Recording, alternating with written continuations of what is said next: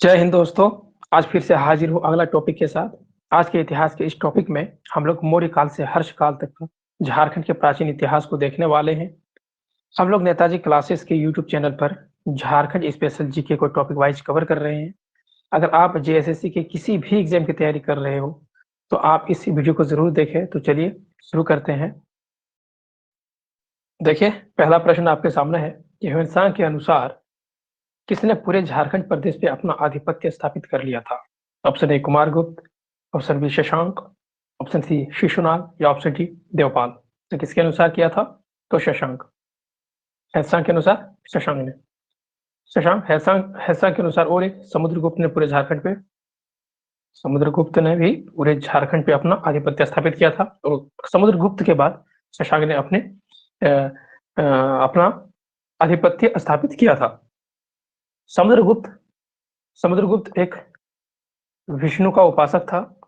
इसलिए जब समुद्रगुप्त का झारखंड प्रदेश पे प्रवेश हुआ तो बौद्ध धर्म का प्रभाव कम होना शुरू हो गया और शशांक शशांक एक कट्टर शिव उपासक था। कट्टर शिव उपासक था आज जिसके प्रवेश के बाद बौद्ध धर्म के बहुत सारे केंद्र को नष्ट कर दिया गया। उसके बाद शशांक एक गौड़ शासक था। गौड़ का सबसे प्रतापी शासक माना जाता है। गौड़ का सबसे प्रतापी शासक माना जाता है और प्रथम शासक शशांक ही है जिसने अपनी राजधानी झारखंड में बनाई। झारखंड में दो राजधानियां बनाई, एक संथाल परगना का बड़ा बाजार और दूसरा दूसरा कहाँ पे बनाई? तो दूसरा आपका हो जाएगा दुलमी। दुलमी दो जगह पे अपनी राजधानी यहाँ बनाई थी। ह्वेनसांग ह्वेनसांग भारत कब आया था? तो ह्वेनसांग भारत कब आया था? तो हर्षवर्धन के समय आया था। हर्षवर्धन के समय भारत आया था। ह्वेनसांग एक चीनी यात्री था। चलिए देखते हैं अगले प्रश्न को। अगला है कि निम्न में से किस स्थल से पाल शासक महेंद्र पाल के शिलालेख मिले हैं? Option A Dudhpani, option B Itkhori, option C Pandu या ऑप्शन डी बेनीसागर। तो कहां से मिली है? तो इटखोरी से मिली है। इटखोरी कहाँ पे है? तो इटखोरी चतरा जिले में है। इटखोरी चतरा जिले में है। इटखोरी चतरा जिले में है। इटखोरी चतरा जिले में है। और पाल शासकों के समय जब पाल शासक का झारखंड पाल शासकों के कंट्रोल में था तो उस समय में इटखोरी में एक मंदिर बनवाया गया। इटखोरी में ही एक मंदिर बनाया गया। कौन सा मंदिर? तो माँ भद्रकाली मंदिर। माँ भद्रकाली मंदिर बनवाया गया। और महेंद्रपाल जो है महेंद्रपाल महेंद्रपाल महेंद्रपाल एक प्रतिहार शासक था। शासक था और महेंद्रपाल के समय झारखंड में नागवंशी शासक कौन कौन था? तो एक मोहन राय और गजघट राय। ये लोग महेंद्रपाल के समकालीन थे। तो और एक इसमें देख लीजिए बेनीसागर। बेनीसागर भी एक ऐतिहासिक पैलेस है।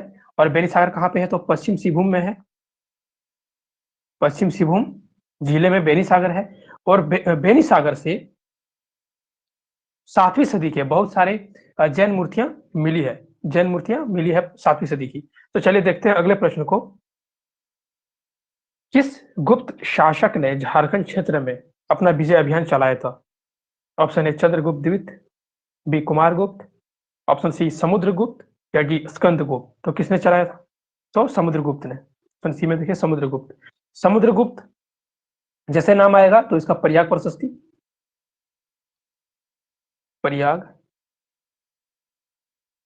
प्रशस्ति में झारखंड के लिए यानी कि नागपुर के क्षेत्र के लिए कौन सा शब्द का प्रयोग है?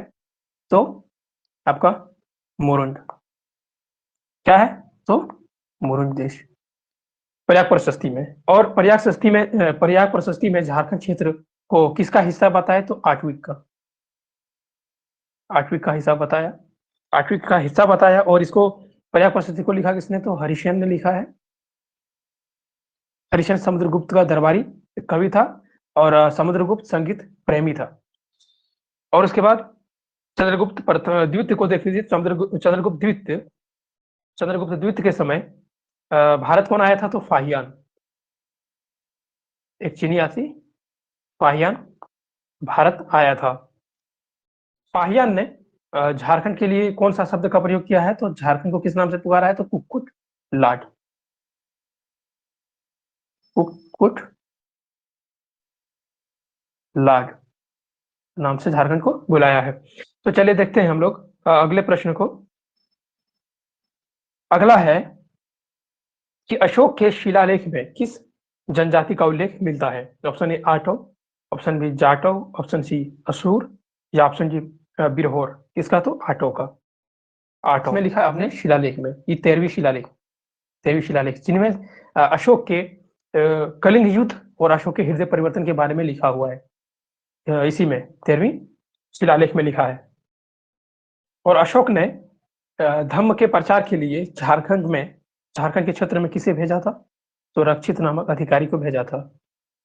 रक्षित नामक अधिकारी को भेजा था। अब ऑप्शन सी में देखिए असुर है। असुर जो है वो झारखंड का सबसे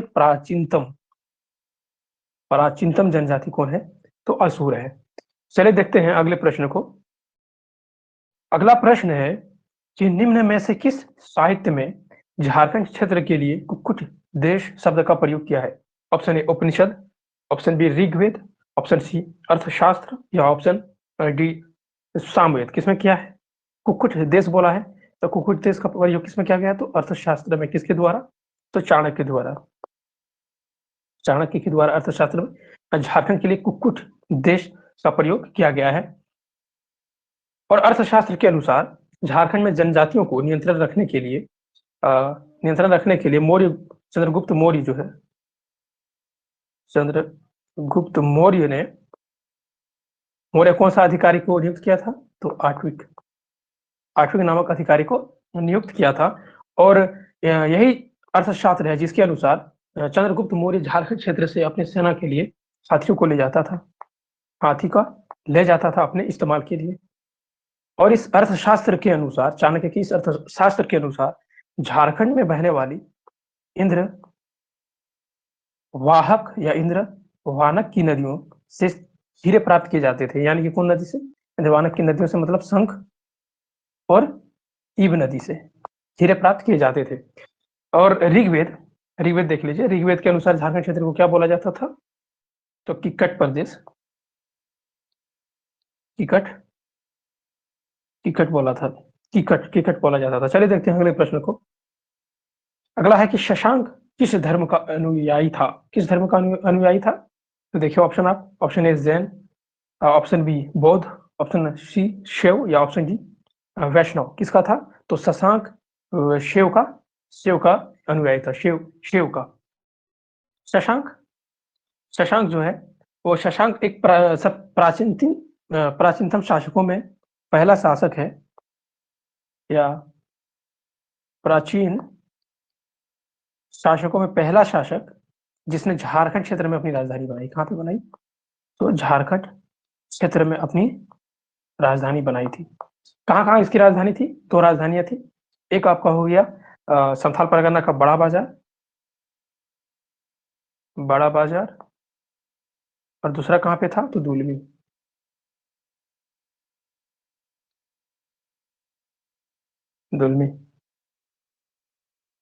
शशांक शिव का उपासक था, इसीलिए शशांक ने बहुत सारे शिव मंदिरों को बनवाया है। जैसे आपका दुलमी हो गया,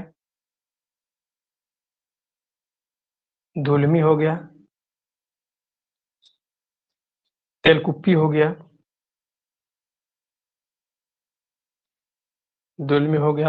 तेलकुप्पी हो गया। उसके बाद आपका पाकबीरा हो गया।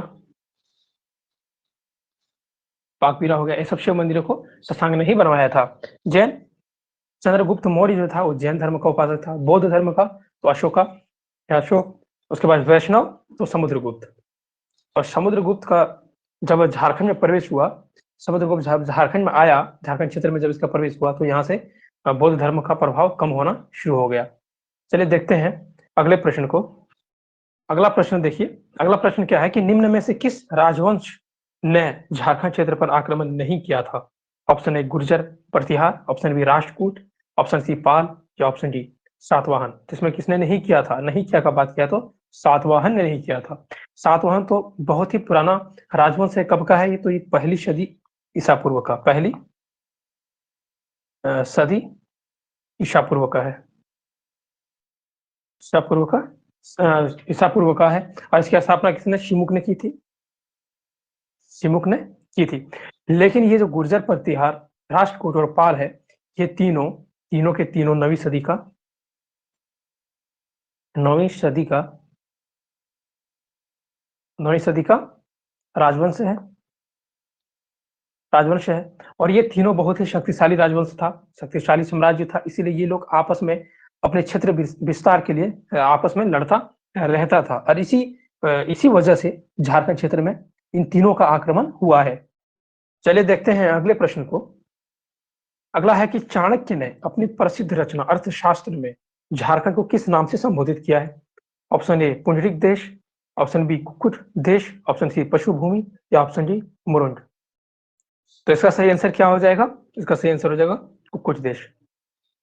अर्थशास्त्र के अनुसार झारखंड को कुक्कुट देश के नाम से पुकारा गया है। उसके बाद पुंडरिक देश तो महाभारत के दिग्विजय पर्व, महाभारत के दिग्विजय पर्व। और पशुभूमि भी महाभारत में ही कहा गया है, पशुभूमि महाभारत में। और मुरुंज जो है, मुरुंज किसमें, समुद्रगुप्त के पर्याय प्रशस्ति में, समुद्रगुप्त के पर्याय प्रशस्ति में,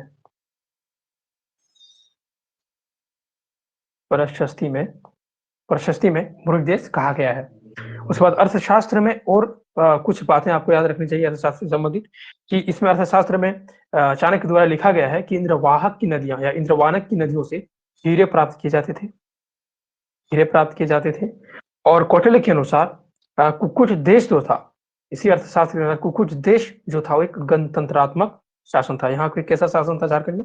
गणतंत्रात्मक शासन था, गणतंत्र व्यवस्था था।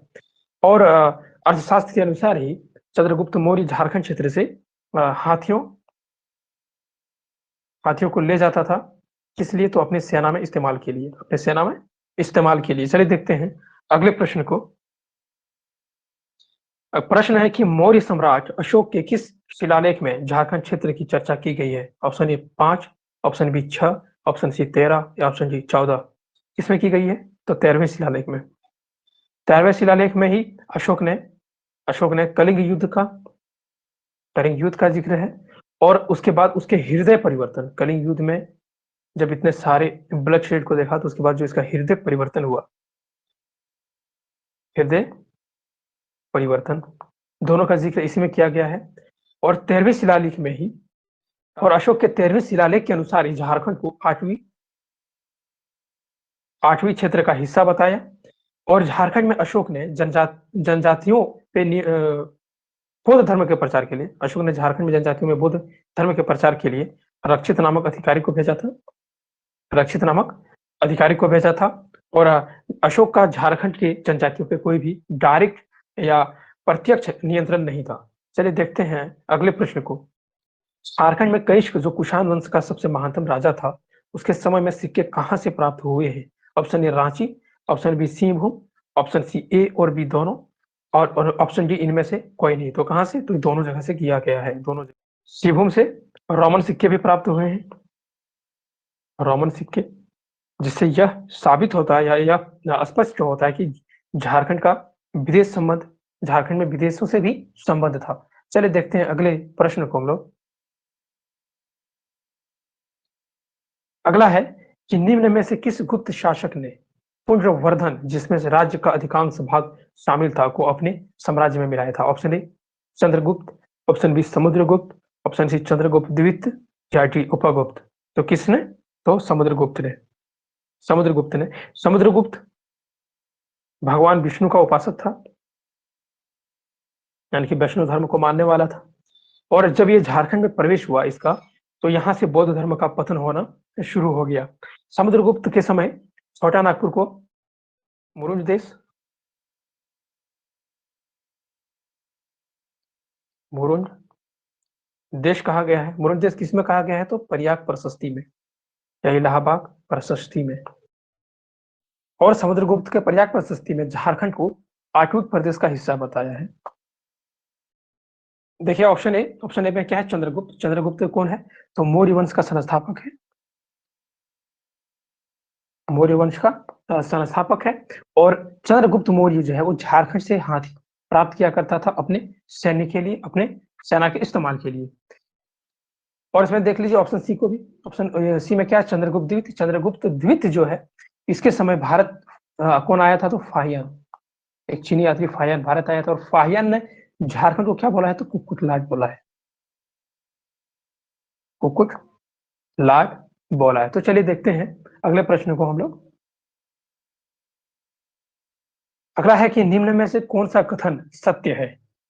ऑप्शन ए, रांची के निकट पिठोरिया पहाड़ पर एक गुप्त काल का कुआं मिला है। ऑप्शन बी, गुप्त काल में आए चीनी यात्री फाहियान ने इस क्षेत्र को कुक्कुट लाट कहा है। ऑप्शन सी, समुद्रगुप्त की सेना दक्षिण कौशल पर आक्रमण के समय झारखंड से होकर गुजरी थी। या डी, उपयुक्त सभी। तो इसका सही आंसर क्या हो जाएगा, उपयुक्त सभी हो जाएगा। रांची के पिठोरिया पहाड़ के पर गुप्तकालीन का कुआं भी मिला है, ये भी सही है। और झारखंड गुप्तकाल के समय में फाहियान जो कि किसके समय आया था, किसके समय आया था, तो चंद्रगुप्त द्वितीय के समय आया था। द्वितीय के समय भारत आया था और इसने झारखंड को क्या बोला था, तो कुक्कुट लाट बोला था। और समुद्रगुप्त की सेना दक्षिण कौशल पर आक्रमण के समय झारखंड से होकर गुजरी थी। समुद्रगुप्त के अलावे जितने भी मैक्सिमम राजा की सेनाएं जो है वो झारखंड से होकर गुजरी थी दक्षिण अभियान के समय। चलिए देखते हैं अगले प्रश्न को।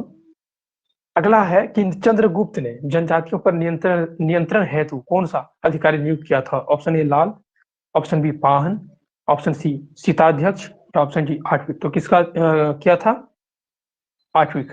आठविक अधिकारी को नियुक्त किया था जनजातियों पर नियंत्रण रखने के लिए। चंद्रगुप्त झारखंड से हाथी को ले जाता था अपने सैन्य इस्तेमाल के लिए। और अशोक अशोक अशोक ने रक्षित नाम का अधिकारी भेजा था यहाँ की जनजातियों में बौद्ध धर्म के प्रचार के लिए। और चलिए देखते हैं अगले प्रश्न को। और ये आज का लास्ट प्रश्न है कि 12वीं सदी में पहली बार उड़ीसा के किस राजा ने खुद को झारखंड का राजा घोषित किया। Option A Narasimha Deva, option B Narasimha Deva द्वितीय, ऑप्शन सी सिंह देव, या इनमें से कोई नहीं। इसका सही आंसर क्या होगा, नरसिंह देव द्वितीय ने किया था। नरसिंह देव द्वितीय ने 12वीं सदी में किया था, पहली बार राजा की घोषणा किया था। और नरसिंह देव द्वितीय के एक ताम्रपत्र में पहली बार झारखंड के लिए झारखंड शब्द का प्रयोग किया गया। झारखंड के लिए झारखंड शब्द का प्रयोग किया गया। ये प्रश्न पूछता है कि झारखंड के लिए झारखंड शब्द का पहला प्रयोग कहां से मिलता है, तो नरसिंह देव द्वितीय के एक ताम्रपत्र में, जिसमें झारखंड के लिए झारखंड शब्द का प्रयोग किया था। और उसके बाद 13वीं सदी में जो है, जैसे 12वीं सदी में उड़ीसा के राजा ने खुद को राजा घोषित किया, वैसे 13वीं सदी में भी उड़ीसा के राजा ने राजा घोषित किया था। वो कौन था, तो जयसिंह ने खुद को झारखंड का राजा घोषित किया था। तो आज इतना ही। Thanks and take care.